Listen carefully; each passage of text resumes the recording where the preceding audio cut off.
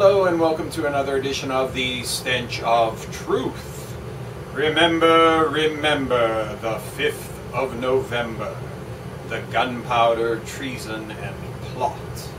Well, of course, it is Guy Fawkes or Guy Fawkes Day, and this is in commemoration of the foiled attempt to blow up the Houses of Parliament, which people are more familiar with from the movie V for Vendetta, which, though it is a Hollywood movie and it is designed with symbolism and all of the other things associated with it, designed to control and manipulate society and societal opinion, and you can see it every day with people running around with Guy Fawkes masks on, just like the representatives of Anonymous.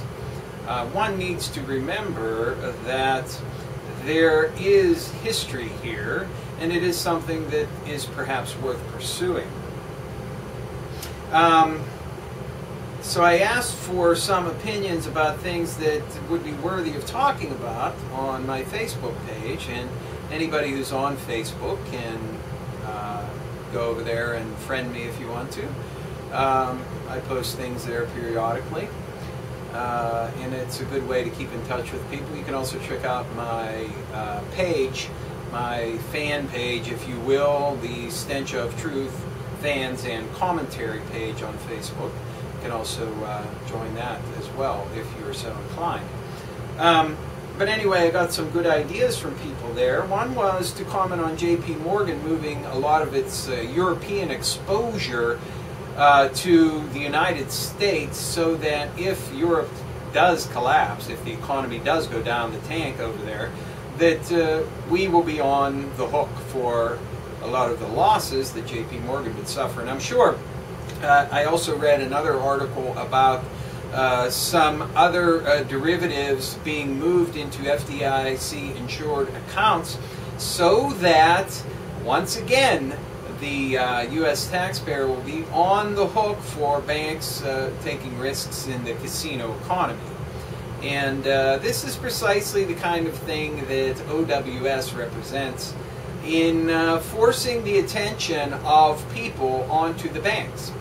And while there is legitimate, very real concerns about the Federal Reserve, and certainly their role in the economic collapse that we have experienced since 2008, their role is largely supplemental to what the banks do, because the banks are the ones that tell the Federal Reserve what to do.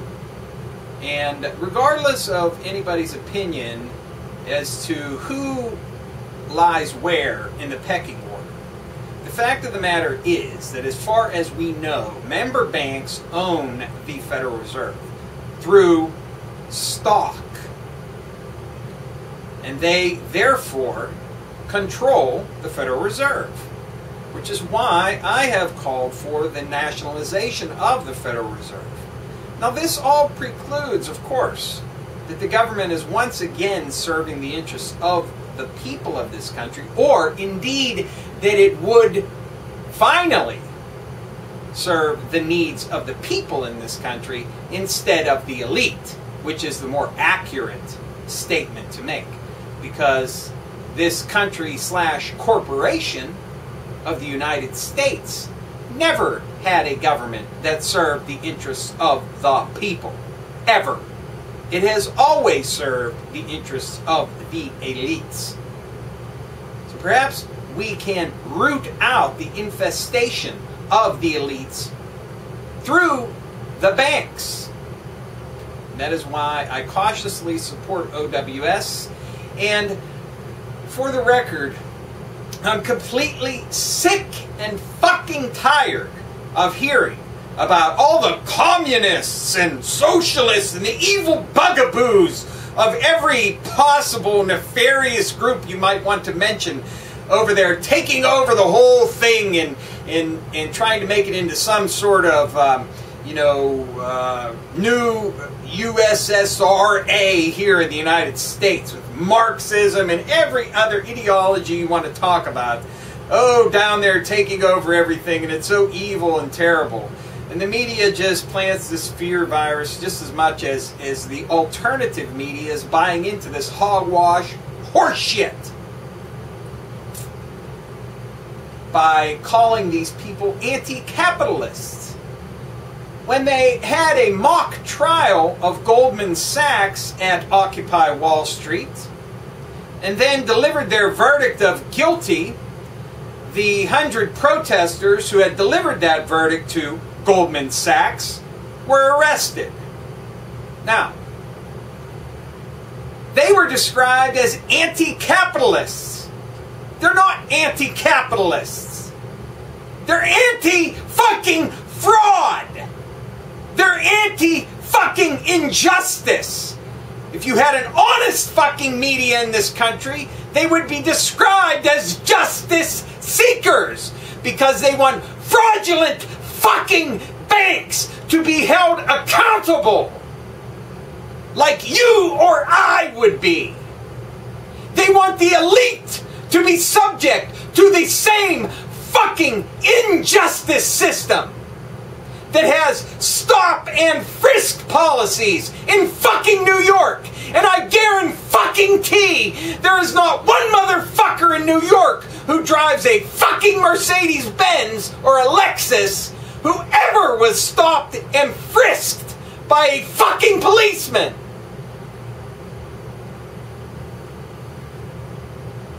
So, spare me the fucking Bolshevist takeover of the Occupy Wall Street movement, because at this point, I don't even care if the fucking Bolsheviks are taking over Occupy Wall Street. Because at least they have a different fucking plan than having this particular group of elites in charge. If they want to have another group of elites in charge, well then we're going to have to address that down the road. But I'm sick of my current masters, so at the very least, anybody who is determined to unseat the current masters of us, I'm all for it. The enemy of my enemy is my friend. And if they turn out to be just as bad, well then we're just going to have to go through it again. But if this is a movement that can get rid of the current over-fucking lords, then I'm still behind it. Now, if it ends up being totally hijacked and sidebarred and everything else that we all fear, then, and I do too, as well, and it fizzles out into nothing, that would be the worst possible scenario. Because then you have the continued entrenchment of the same political class, the same overlord class, the same elite class, the same banking class, the same ultra-rich who are running the system into the ground right now and raping us of everything that we have. So, for the record, I don't believe there's any communist takeover of Occupy Wall Street or any of these other nefarious things that people are talking about. I see a movement that still is largely apolitical, but it's on the fringes, and there are a lot of groups that want to take this over, that want to use it and control it, and we have to be wary of that, of course. But I'm tired of all the scaremongering when it comes to this, and not still trying to give support to these people who are trying to turn the eyes of everybody to the true evil. And that's the banks, who represent the ultra-wealthy, who are the elite overlords of this country / corporation.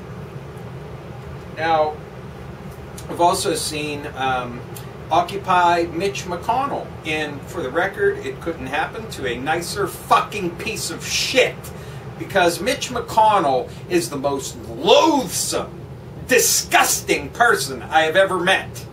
Well, I can't say that. He's definitely in the top 10. Let's put it that way. He's right up there with some of the other very loathsome and vile people who supposedly are in Washington, D.C. representing the people.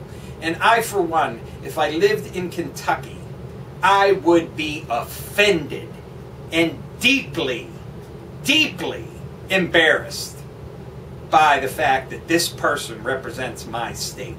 because Mitch McConnell is a disgusting piece of fucking shit.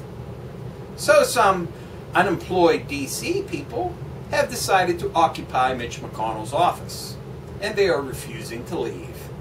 I hope they stay there as long as they possibly can, because he is a disgusting piece of dog shit. I also see that another vet was injured in Occupy activities, and this should be an indication for veterans who are returning from serving their country/corporation, and the fact that they have no more status than anybody else. And this in turn can serve as a teaching lesson to the police. You are expendable. And eventually, you are going to be the one who has the zip ties put on them after you've been thrown to the ground and beat up. Although the people who will be beating you up and throwing you to the ground and zip tying your fucking hands will not be servants of the people. They will be fucking mercenaries. So once again, to the police out there who believe that they are serving the public interest, think about what you are doing. And maybe go have a coffee break whenever you see something that the overlords might want you to intervene on. Instead of zip tying people who are doing a sit-in on a sidewalk, go have lunch. Because I'm telling you right now, you're expendable, and you, my friend, are eventually going to be the one kneed in the back, choked, and zip-tied, and dragged away to jail by mercenaries who will be in your place because you'll be out of work and your pension will be stolen just like everybody else in the country. And of course, let us not forget Fukushima and the crisis in Japan, which is still completely off the radar and not talked about in the media at all. It is almost as though this crisis happened in the blink of an eye and then disappeared and everything is all good and wonderful. And of course, that is the furthest thing from the truth. Fukushima is still emitting deadly radiation.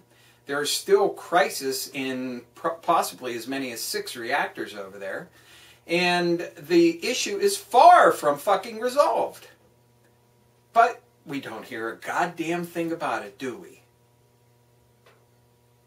So we're all being irradiated and killed with, you know, lethal doses of radiation, which eventually will give us cancer and everything else, along with the chemtrails and all of the other things that the wonderful government has decided is best for us, by either our lack of knowledge thereof or by their active participation in our murder and death. And just a note on the presidential election, I would recommend that everybody go check out Adam Gorightly on Facebook, Adam Gorightly, and his campaign via his website, which is adamgorightly.com, I believe, and his continued campaign to have Lindsay Lohan as president. Because